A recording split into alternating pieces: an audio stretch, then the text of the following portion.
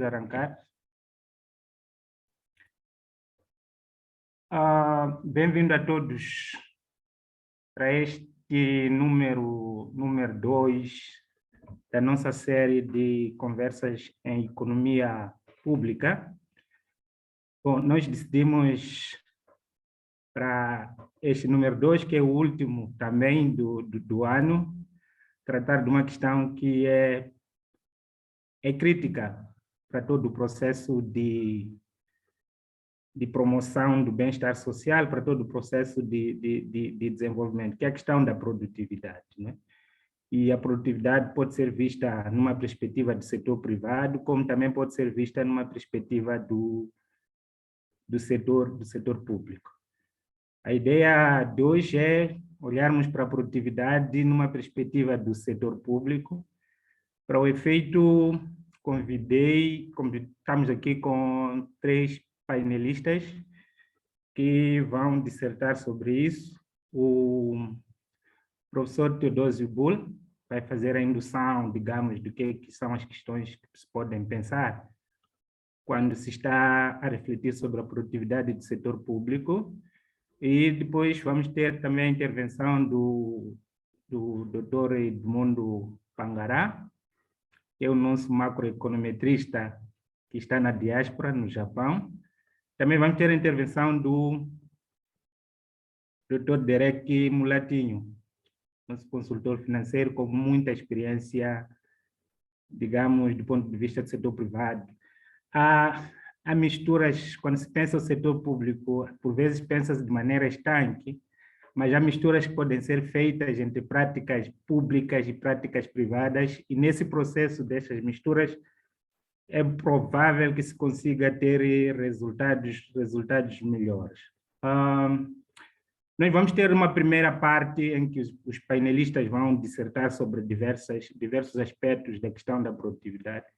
E depois uma segunda parte em que, bom, vamos abrir para os convidados poderem também colocar as suas questões e fazer as suas sugestões do ponto de vista do que pode ser feito para catapultar a produtividade no setor público. Para não levar mais tempo, vou pedir aqui ao Dr. Teodósio Bull para tomar a palavra. Dr. Teodósio Bull. Obrigado, professor. Boa tarde a todos. E obrigado por este convite. Iria pedir ao professor que me permita partilhar o screen. Não sei se já está. Já está. Já está, né? Então, Sim. deixa eu... Não vejo aqui. Share screen. Está aqui.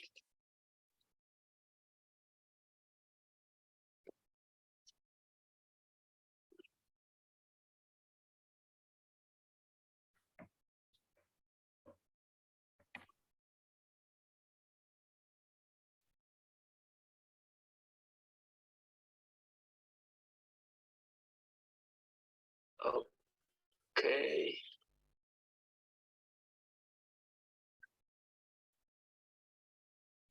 Ok.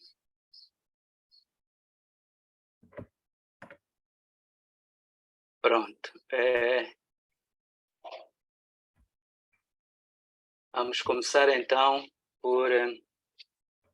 com esta ideia de indução da produtividade, né?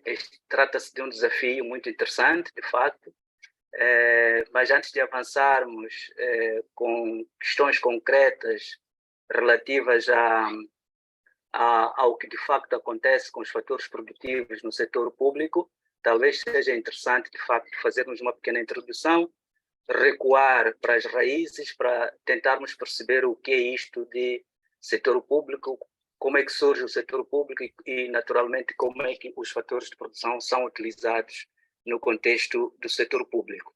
No fundo, a ideia das conversas de hoje é tentarmos perceber, não é, quanto produz, não é, ou qual é a contribuição de cada fator produtivo no produto global do setor privado. Podemos avançar um pouco mais a fundo e tentar perceber quanto de acréscimo é a contribuição de algum fator adicional, não é? De algum fator produtivo adicional no contexto do setor público. Naturalmente que, ao podermos responder a estas questões, teríamos que nos socorrer àquilo que acontece na atividade econômica normal, e chamo de atividade econômica normal aquilo que acontece no setor privado. Portanto, é um grande desafio, de fato, questionar a questão da produtividade no setor público. Mas então vamos ver como é que nós encaramos o setor público no nosso país, começando talvez por considerar esta questão de falar do sistema econômico. O que é isto de sistema econômico? Como é que nós entendemos o sistema econômico na nossa sociedade? Como é que é captada a ideia do conceito de economia na nossa sociedade e para, a partir daí, talvez, ver se nos entendemos mais adiante naquilo que seria de esperar em termos de produtividade no setor privado. Eu fico com a sensação de que a nossa ideia de economia enquanto realidade tem sido mais pensada e exposta às grandes massas como se tratasse de uma ideia relacionada ou restrita ao território, a um determinado território. No contexto, por exemplo, do nosso país, quando nós falamos de economia de Moçambique, há a tentação de pensarmos, estamos a falar daquilo que acontece no território moçambicano. E quando assim pensamos, eu desconfio que nos é muito difícil, torna-se difícil tomar qualquer decisão de política econômica neste contexto. Olhar para a economia como território não nos permite, de facto, tomar decisões de política econômica. Estou aberto, naturalmente, a outras posições em relação a este aspecto. Outro ponto interessante quando nós pensamos em economia, e aquilo que eu ouço, leio, é a tentação de pensarmos que podemos falar de economia, no caso concreto de economia de Moçambique, podemos falar estamos a falar de economia quando nos referimos aos setores de atividade. É verdade que tanto o território quanto setores de atividade, pensar na economia em termos de setores de atividade é razoável, sim senhora, faz sentido, é economia também, mas dificilmente nos permite pensar, ou melhor, identificar um determinado objeto, não é, de ação coletiva, quando olhamos para a economia no contexto setorial. Outra ideia também comum é pensar em economia em termos de recursos produtivos, ou neste caso, recursos naturais, ok?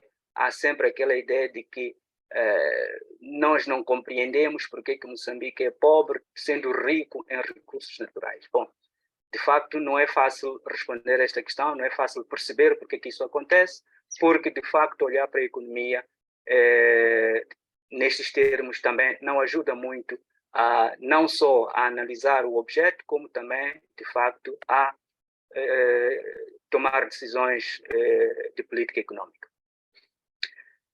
Isto leva-nos a esta ideia de que talvez seja mais importante pensar na economia, no conceito de economia, como sendo a questão da interdependência.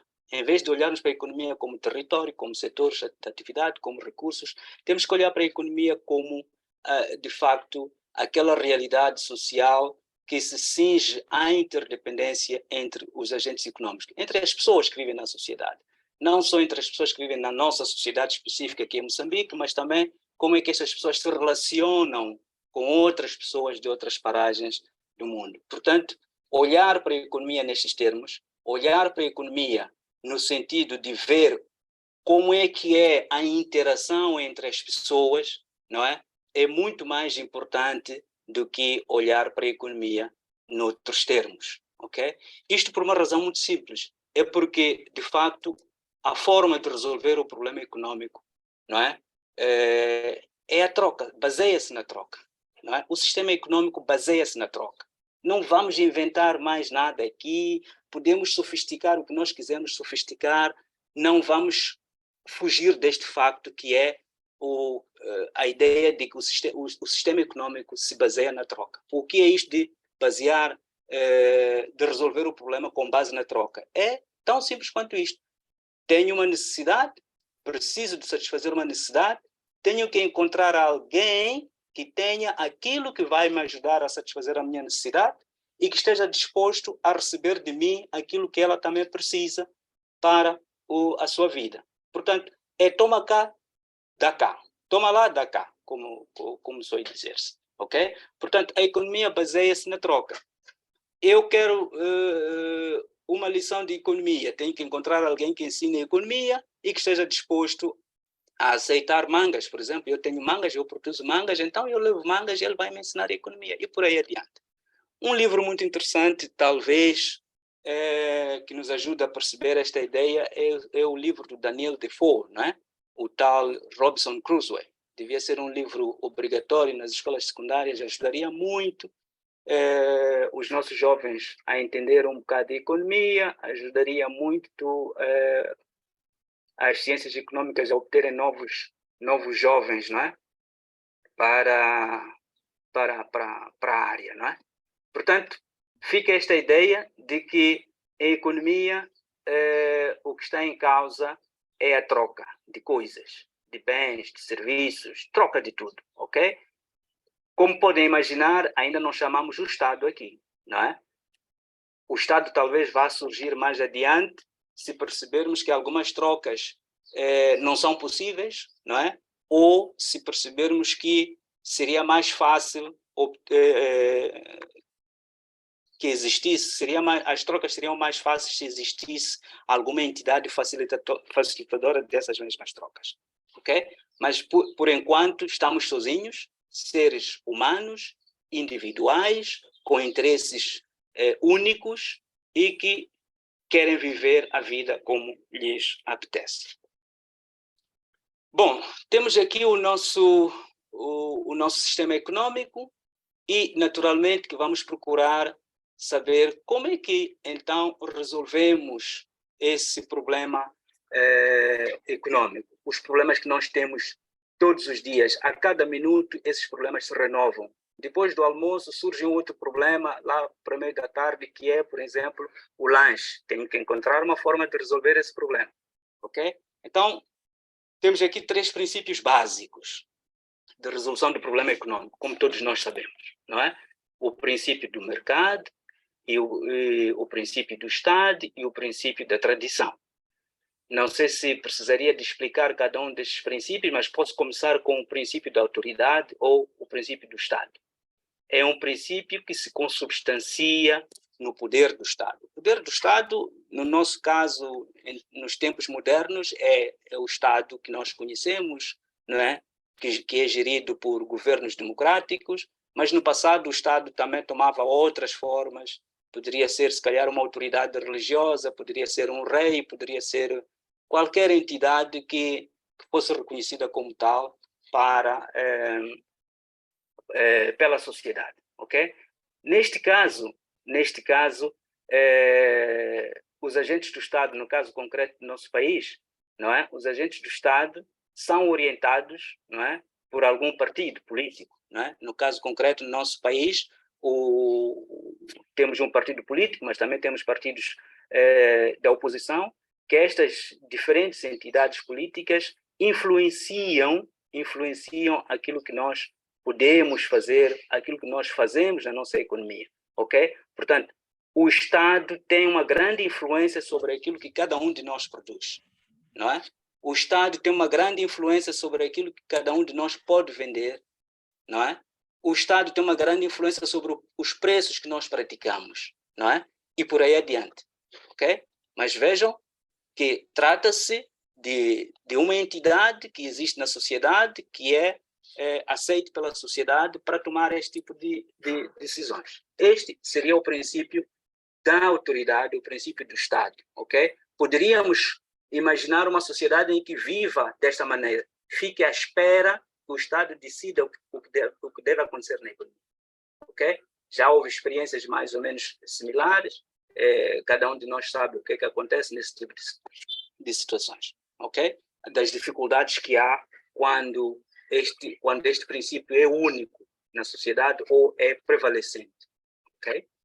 Depois temos o princípio do mercado. O que é o princípio do mercado? Em que consiste o princípio do mercado? É que neste princípio de resolução do problema, as decisões são deixadas à livre escolha, não é, dos interessados. Ou seja, cada um de nós é livre de fazer o que quiser para resolver o seu problema. Cada um de nós é livre de saber como vai obter os bens de que precisa, não é? Mas também é livre de criar soluções para outras pessoas e vender essas soluções para outras pessoas. Este é, naturalmente, o princípio da liberdade econômica, podemos assim dizer, ok? Como é que funciona este princípio? Bom, funciona na base de incentivos, funciona na base de sistema de preços, funciona na base de lucros e prejuízos. Quando eu tenho lucros, eu continuo a desenvolver a atividade. Quando tenho prejuízos, eu fecho o negócio. Ponto final. Ok? Agora, é natural que estes dois princípios precisam de funcionar em harmonia. Quando eles funcionam em harmonia, tudo bem, maravilhoso. Quando não funcionam em harmonia, então temos alguns problemas sobejamente conhecidos, não é? Mas os sistemas equilibrados, não é? Eles são equilibrados precisamente quando há uma combinação boa entre estes dois princípios. Nenhum que queira substituir-se ao outro, ok? E nos países mais desenvolvidos, por exemplo, dá primazia ao princípio do mercado e só entra o Estado quando ele é de facto necessário, ok? Mas quer o outro princípio, eles funcionam, não é? Tem como base o princípio da tradição, não é? É a tradição, é a cultura dos povos que vai determinar como aqueles dois princípios iniciais irão funcionar. E o que é isto de princípios da tradição? Bom, é nada mais, nada menos a cultura dos povos, as tradições, os usos, costumes, não é? Que estão em vigor na sociedade. E estes usos e costumes, não é? Vão determinar o tipo de instituições que vão ser criadas nessa mesma sociedade, não é? São os valores culturais que vão determinar qual é o papel do Estado e qual é o papel do mercado, não é? Na economia, ok? Por quê? Porque a cultura regula a maior parte das atividades econômicas desenvolvidas numa sociedade, não é? É a cultura, por exemplo, que determina qual é o curso que os jovens escolhem para o seu futuro, não é? E, portanto, só assim, só prestando um pouco mais de atenção aos valores culturais é que nós poderemos entender a inter-relação entre o mercado e os agentes do Estado na economia. Não sei se estou a falar muito rápido, mas se estiver, por favor, chamem a atenção. Ok? Não, está tudo bem, está tudo bem. Tá, obrigado. Neste caso, considerando esses três princípios, como podemos ver, quando há problemas, por exemplo, na cultura, quando há problemas nos valores sociais, não é? Então, vamos ter também problemas nos dois princípios iniciais, ok? Se nós, na sociedade, achamos normal certos comportamentos não recomendáveis, então o que vai acontecer no mercado? Vai acontecer que o mercado não vai funcionar adequadamente. Os mecanismos de mercado, as transações no contexto do mercado não vão funcionar bem. O que vai acontecer? Vai acontecer a tal exploração um do outro, portanto, as trocas não vão ser justas, há uma parte que vai perder, a outra parte vai ganhar, não é? Significa que os valores morais não são os adequados, não é? Vamos ver situações de corrupção, escândalos recorrentes, não é? Por quê? Porque os valores morais não são adequados. Quando isto acontece, a solução não é inventar leis mais apertadas, sofisticar o mecanismo de transações no mercado. Não, não é nada disso. A solução é rever a posição cultural da sociedade. Se alguém sente hoje, por exemplo, que há problemas de corrupção no país, que há problemas de exploração nos mercados, não é? Então, em vez de gastar tempo e dinheiro a criar novas leis, tem que recuar no tempo e verificar o que falhou nos nossos valores culturais. Okay? A solução tem que vir daí. A solução está ligada diretamente ao princípio da tradição, aos valores culturais. Ok? Bom, chegado a esta parte, eu achei importante que seria necessário, então, tentar verificar como no nosso país estes princípios de resolução do problema econômico estão integrados, não é? Como é que nós captamos, porque os princípios estão aí, são universais, então vamos tentar ver como é que nós, como Moçambique, captamos estes princípios, e achei que a melhor maneira de analisar isso seria visitar a nossa lei-mãe, neste caso, a Constituição da República de Moçambique, não é? Para verificar se, de facto, nós, como sociedade consciente, estamos preparados, ou como é que estamos preparados para integrar estes princípios de resolução do problema econômico no nosso dia a dia. Então, selecionei aqui uma série de artigos que achei relevantes para análise, não é? Para ver até que ponto a nossa Constituição incorpora estes princípios e até que ponto essa incorporação será adequada ou não, permite-nos ou não aproveitar da melhor maneira estes mesmos princípios de resolução do problema econômico. Temos o primeiro princípio, que é o primeiro artigo da Constituição, que é o artigo 11, não é? Ele fala dos objetivos fundamentais do Estado moçambicano, ok? E eu tenho sentido, na maior parte destes artigos, que infelizmente não captamos da melhor maneira os princípios de resolução do problema econômico. Porque, por exemplo, aqui diz que um dos objetivos do Estado moçambicano é edificar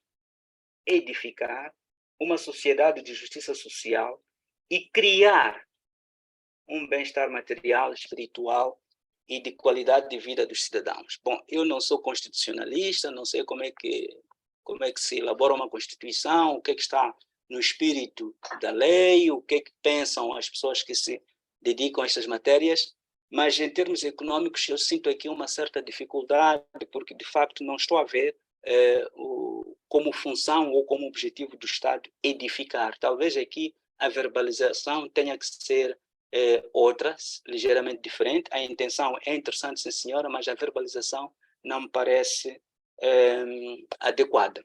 E sobretudo esta ideia de criar um bem-estar, quer dizer, nós vamos ficar em casa à espera que o Estado crie, não é, o nosso bem-estar. É problemática esta afirmação, talvez seja por isso que muita coisa não corra bem, ok? Depois tem outras linhas, fala da promoção e por aí adiante, não é?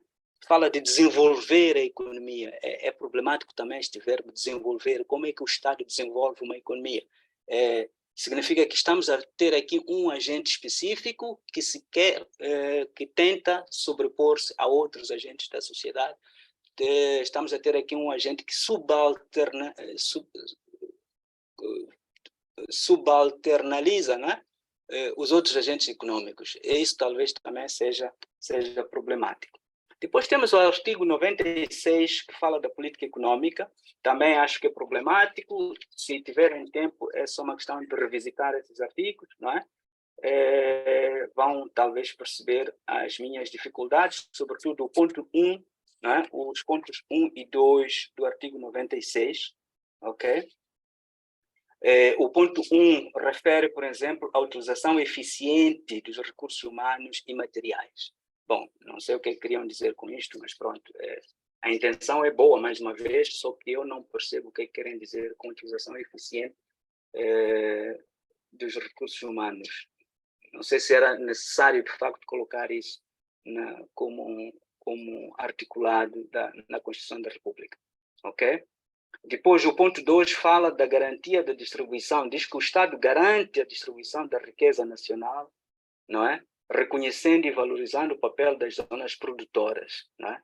O Estado garante a distribuição da riqueza. Também não percebo quem vai criar a riqueza, em primeiro lugar. E depois, por que é o Estado, não é, que vai distribuir essa riqueza? Acho também um pouco preocupante, não é? E os restantes, para não cansar a audiência, os restantes artigos também andam em torno do poder do Estado, não é? E não se consegue captar destes artigos a relevância dos outros agentes econômicos, não é? Portanto, seria, se calhar, recomendável tirarmos algum tempo para lermos esses artigos num debate futuro, talvez voltássemos a eles para tentarmos perceber qual deveria ser o posicionamento do Estado no contexto da economia. Neste momento, o Estado parece não estar adequadamente enquadrado na economia, pelo menos no contexto da resolução do problema econômico, ou pelo menos no contexto destes princípios básicos de resolução do problema econômico. Eu trouxe estes elementos precisamente porque, como vamos discutir se os agentes do Estado são produtivos ou não, então achei interessante sabermos eles são produtivos ou não a produzir o quê? Não é? Achei interessante trazer a debate este questionamento. E, para isso, então, vamos revisitar aquilo que seriam as funções, não é, conhecidas, não é, comumente ou universalmente conhecidas do Estado na economia. Temos a função de alocação, não é, alocação de recursos, não é? E por que esta função é importante? É porque alguns bens, não é, os chamados bens públicos, não é, não são eficientemente distribuídos ou oferecidos pela livre iniciativa das pessoas. Há coisas que eu individualmente não tenho incentivos para produzir e vender, por uma razão muito simples, porque se calhar eu não teria como cobrar o preço desse meu produto. Mas o produto é importante, o produto é essencial, é necessário. Então, neste caso, terá que haver uma entidade que seja capaz de produzir esse mesmo produto para todos nós, não é? E colocá-lo à disposição das pessoas na sociedade. Estamos a falar, por exemplo, de vias de acesso, não é? Portanto, as ruas, estradas, não é? Estamos a falar de vias de acesso, defesa e segurança pública, não é? Seria difícil eu abrir uma empresa de defesa pública, não é? Porque depois não teria como cobrar as pessoas pelos serviços prestados. Então, nesse caso, juntamos-nos todos como Estado e oferecemos esse tipo de serviços. Saúde e saneamento públicos, não é? E educação primária, é o que me ocorre neste momento. Falo de educação primária por quê? Porque, naturalmente, é do interesse de todos nós, como membros da sociedade, que todas as crianças tenham habilidades mínimas, não é? Tenham educação mínima, e nesse caso talvez faça sentido chamar uma entidade diferente das outras entidades que possa oferecer esse tipo de serviços. Para outros níveis de formação, talvez não seja essencial, não é? É discutível também. Se o Estado quiser participar, melhor, desde que participe nas melhores condições, tenha objetivos claros para participar nesse tipo de oferta de serviços. Depois temos a função distributiva, aquela função que tem a ver com a necessidade de promover equilíbrios na sociedade, não é? é necessário que a distribuição do rendimento não seja tão dispare e tão diversa, não é? Por quê? Por uma razão muito simples, é que a distribuição primária do rendimento, o que é isto? É quando eu trabalho, não é? E recebo um salário, isso chama-se distribuição primária do rendimento. É aquilo que o patrão me paga, é aquilo que eu combinei com o meu patrão, não é? Que ele me iria pagar no final do mês. Mas esse dinheiro pode não ser suficiente para eu sobreviver. Então, nesse caso, chamamos a entidade de Estado para nos ajudar a resolver este problema. Como é que o Estado faz? Bom, cria mecanismos, não é? De melhorar o meu rendimento, porque o meu rendimento primário não é suficiente para a subsistência. Então, aí o Estado entra para oferecer mais algum, não é? Através de transferências, através de subsídios e por aí adiante, ok? E neste caso, também fica em aberto se estamos satisfeitos ou não. Quem na nossa sociedade, no contexto desta função, recebe subsídios, quem é que deveria receber e quem é que recebe os subsídios, não é? É no âmbito também desta função do Estado que são cobrados os impostos, não é? Que é para quê? Que é para fazer face às despesas públicas, e uma das despesas públicas é, de facto, a reposição de um certo equilíbrio na sociedade, de um certo equilíbrio na distribuição dos rendimentos, ok? E quais são, talvez seja aqui importante referenciar as fontes principais do rendimento primário dos agentes econômicos. São basicamente duas fontes. Trabalho, portanto, eu recebo um rendimento porque eu trabalho, mas também posso receber rendimento porque tenho capital aplicado na economia. E talvez aqui na questão do capital também seja interessante, talvez, englobar não só os edifícios, equipamentos e por aí adiante, mas a própria terra. A própria terra talvez também seja importante considerar aqui. E por que eu digo isto? É porque, como nós sabemos, na Constituição também temos algum problema em relação à questão da terra, e o que faz com que seja um fator de produção não adequadamente aproveitado para efeitos de produção, ok? E o que faz também com que a função distributiva seja importante é porque há disparidades, há enviesamentos na distribuição primária do rendimento, não é? Nós sabemos que os trabalhadores mais qualificados ou altamente especializados tendem a receber mais do que os trabalhadores não especializados. Então, é preciso reequilibrar essa situação. Também sabemos que na distribuição primária do capital, do rendimento, o capital tende a ter uma maior remuneração do que o trabalho. Portanto, quem tem dinheiro, quem tem capital, tendencialmente ganha mais do que aquele que vende trabalho. Portanto, o Estado é aqui chamado naturalmente para repor os equilíbrios. E, por fim, temos a função estabilizadora, não é? E qual é o objetivo desta função? É, naturalmente, tentar suavizar a economia, a atividade econômica, não é? E como é que se suaviza? É naquelas situações em que há muito desemprego, então o Estado é chamado para tentar reduzir os níveis de desemprego, ou a inflação é muito elevada, o Estado é chamado para controlar a inflação, porque esses são males que afetam a economia, ok?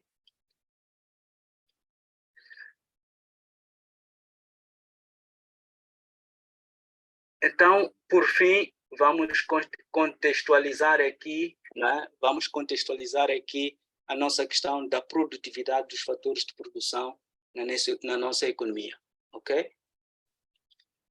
A pergunta já foi feita anteriormente, ok, vamos falar de produtividade dos fatores de trabalho, produtividade do fator capital, não é? Mas esta produtividade vai ser analisada na produção de quê? Ok? Será que, tendo em consideração o que foi dito há pouco tempo em relação às funções do Estado, os agentes do Estado estão a produzir o que é suposto produzir, não é? Depois de respondermos esta questão, se calhar poderíamos então entrar na discussão da produtividade desses mesmos fatores. Temos a questão do contexto cultural, não é? A sociedade em que nós nos encontramos, não é? Ela precisa de ser analisada para percebermos se de facto os fatores produtivos no setor público, não é? São os adequados ou não são adequados, não é? Por que não são adequados? Poderiam ser mais produtivos, poderão ser menos produtivos. O que a cultura tem a ver com o atual nível de produtividade dos fatores de produção no setor público? O contexto político, não é? Também tem que ser chamado para sabermos se, de facto, é um contexto que favorece ou não a valorização da produtividade dos fatores de produção no setor público. O contexto histórico leva-nos a lembrar a ideia de que, afinal, que sociedade somos nós hoje? Não é? Como é que nós nascemos como país? Não é? Um primeiro aspecto importante a ter em consideração é que nós somos uma sociedade nascida de forma estatizada, não é? E militarizada. Portanto, num contexto dessa natureza, como é que se analisa a produtividade dos fatores de produção no setor público? Okay? Depois temos o contexto acadêmico, que é o tal contexto também, que naturalmente é um contexto que está condicionado naturalmente pelos contextos anteriores. Até que ponto a academia consegue captar ou capta o verdadeiro objeto de ação coletiva na nossa sociedade, e neste caso particular, até que ponto a academia consegue captar, não é, o que deveria ser analisado no contexto da produtividade dos fatores de produção no setor público.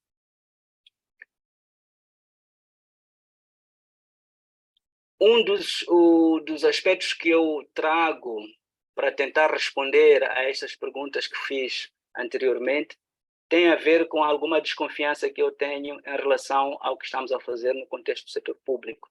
Bom, nós muitas vezes nos denunciamos, não é?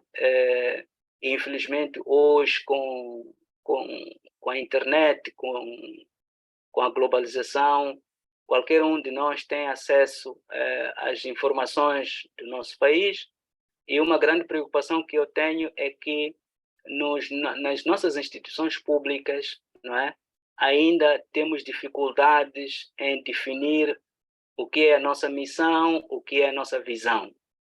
E, portanto, se ainda temos esse tipo de dificuldades, como é que nós poderemos hoje tentar discutir se os fatores de produção utilizados nessas entidades são ou não são produtivos, não é? Portanto, agradecia que alguém me apresentasse algum enunciado de visão de uma instituição pública que seja adequada. Eu não conheço nenhuma.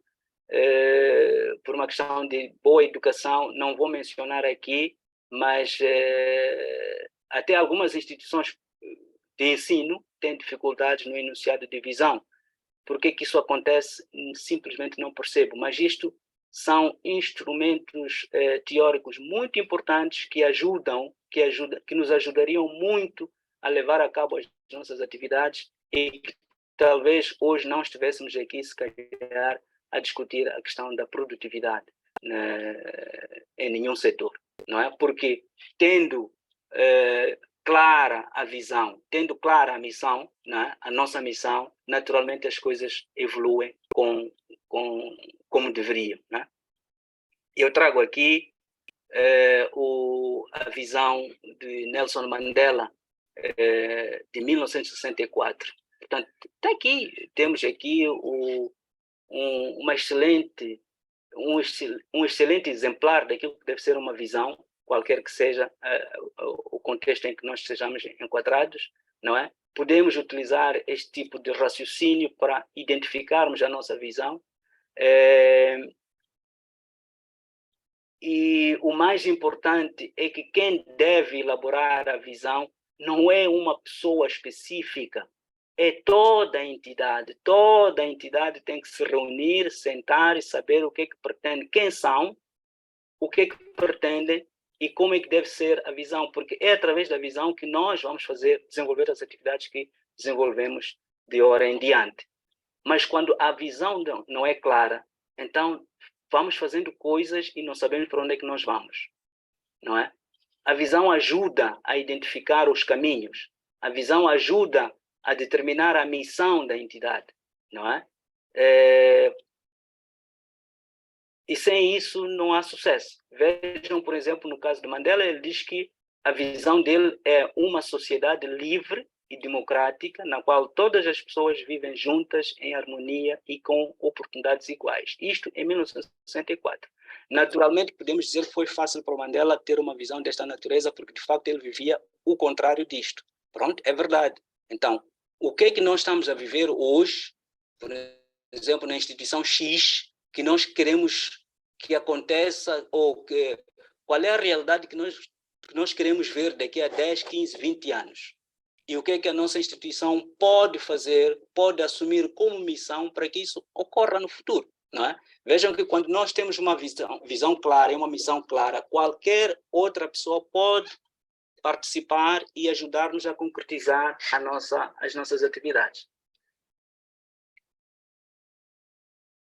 E iria parar por aqui. Muito obrigado pela atenção e bom Natal a todos.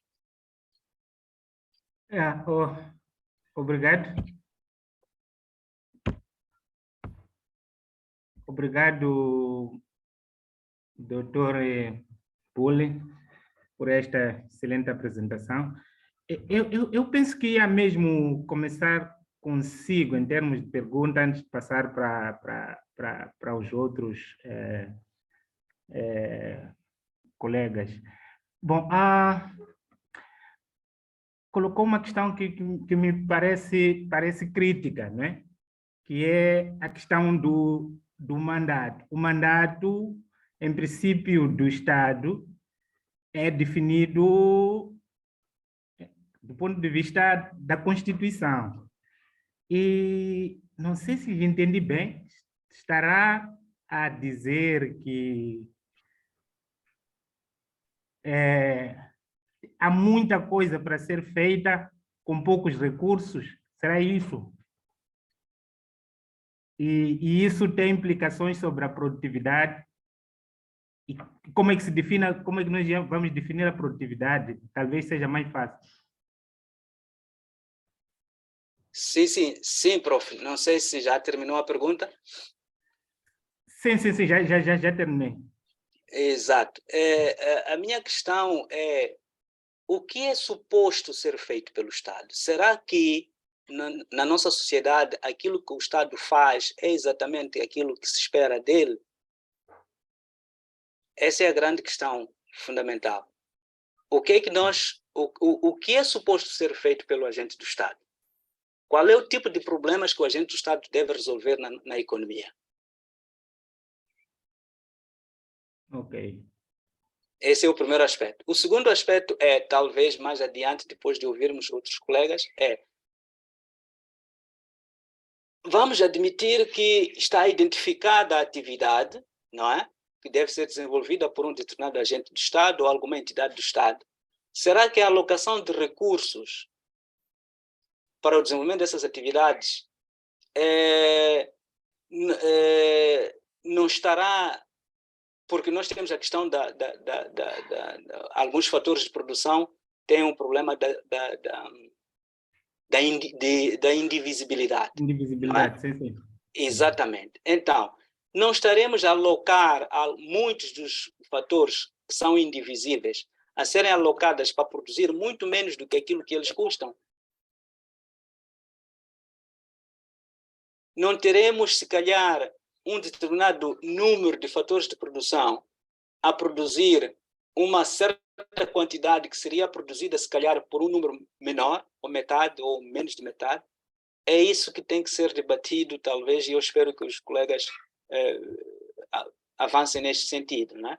Porque, de facto, há coisas que nós vemos que não justificam o produto do setor privado, em alguns setores.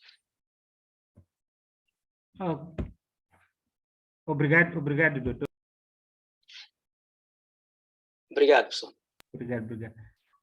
Agora passo para o Dr. Edmundo Pangará.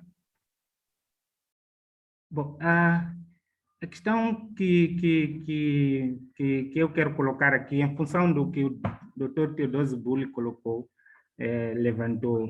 Bom, em princípio, levantou, disse que se nós quisermos pensar na produtividade do setor público, temos que pensar que essa produtividade é produto de um contexto, não é? É produto de um contexto cultural, é produto de um contexto histórico, é produto de um contexto político.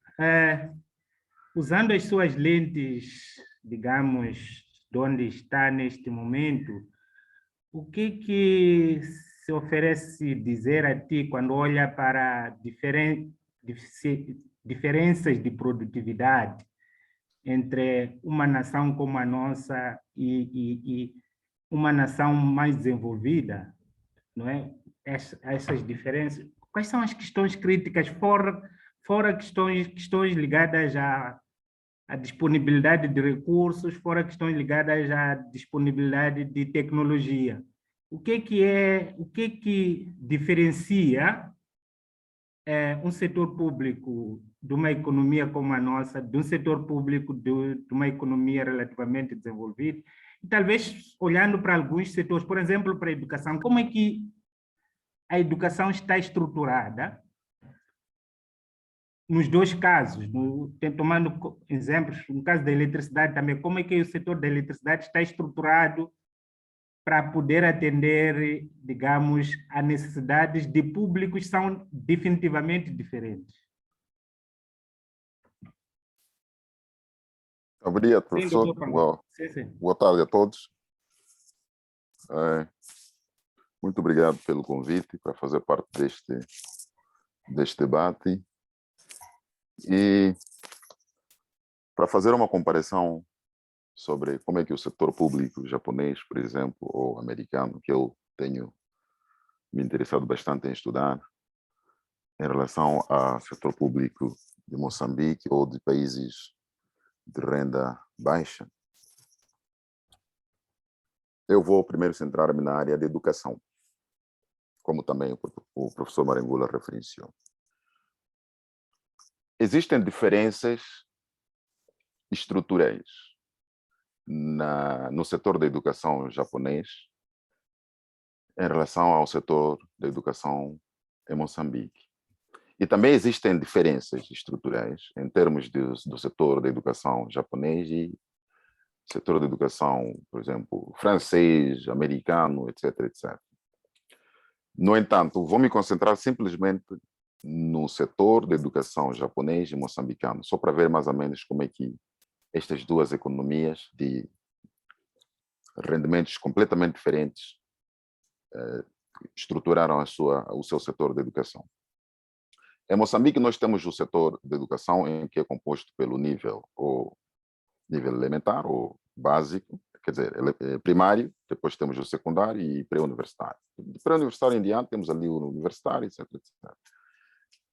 E o japonês também é o mesmo, em termos de estrutura. Mesma estrutura, sem nenhuma diferença.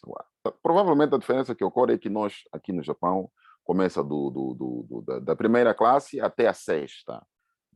Eles estabeleceram isso num único nível, né? De primeira a sexta. Em Moçambique é de primeira a quinta. Depois, de sétima a décima. E da 11ª à 12ª. Portanto, é igual ao que nós temos em Moçambique. No entanto, onde é que está a diferença? Por que que um indivíduo com nível pré-universitário japonês está completamente adiantado em termos de capacidades técnicas ou mesmo de construção de pensamento em relação a um indivíduo em Moçambique? Não é porque nós temos maus professores, não é porque nós temos escolas sem carteiras ou porque não temos escolas sem portas, etc, etc. Não tem nada a ver com isso. É como eles estruturaram a própria educação. O sistema de educação japonês é discriminatório. O que eu quero dizer com isso? Da primeira classe até a 10ª classe japonesa, no sistema de educação japonês, é obrigatório. Quer dizer, todo indivíduo que nasce no Japão tem a oportunidade de estudar da primeira até a 10ª classe. Eu acho que em Moçambique também é assim. No entanto, onde é que está a diferença? Quando se chega na 10ª classe, depois do indivíduo completar a 10ª classe, não é de livre e espontânea vontade o indivíduo escolher onde ele deverá fazer o nível pré-universitário. É aqui onde existe a segregação ou a discriminação. Portanto, se o seu nível de percepção, por exemplo, da língua e de algumas disciplinas como ciências naturais e matemática não são de um padrão estabelecido, tu não tens acesso a ires para um ensino pré-universitário ou para uma escola pré-universitária que te permitirá, por exemplo, fazer exame de admissão para a Universidade de Tóquio. Em Moçambique, um indivíduo que faz a 10ª classe, por exemplo, numa escola primária, na escola secundária na Micopo, seja lá onde for, pode concorrer para a Universidade Eduardo Mondlane no seu assim que ele desejar. Mas no Japão não é assim. Por que eles fazem isso? Porque eles partem do princípio de que se você não foi um indivíduo sério e empenhado até ao momento em que você fez a 10ª classe, significa que você não está preparado psicologicamente, nem em termos de organização acadêmica, para ir fazer uma universidade de Tóquio. E esta seletividade que os japoneses estabeleceram permite uma grande interação dentro das próprias universidades. Por exemplo, as 7 melhores universidades japonesas, os indivíduos que admitem para essas universidades já vêm com um nível de background assim, social e estrutural, psicológico, na mesma dimensão. Mas em Moçambique, quando tu vais para a Universidade Eduardo Mondlane, vais fazer um curso, por exemplo, de estatística ou de economia, ou seja lá quem for. Se um indivíduo, por causa desses exames de admissão, de escolhas múltiplas, de uma certa forma admitiu para a universidade, ele vai estar ali com um indivíduo que era extremamente empenhado, com princípios completamente diferentes a este indivíduo que passou a vida a ir para as discotecas, etc, etc. No Japão não é assim. Então, este é um dos problemas sérios que nós temos. E depois, quando chega na universidade, como é que a universidade consegue explorar um indivíduo para se tornar um cidadão digno, um profissional exemplar dentro da sociedade onde ele está inserido? No Japão, quando o indivíduo é admitido para a universidade, no primeiro dia em que ele vai para a universidade, ele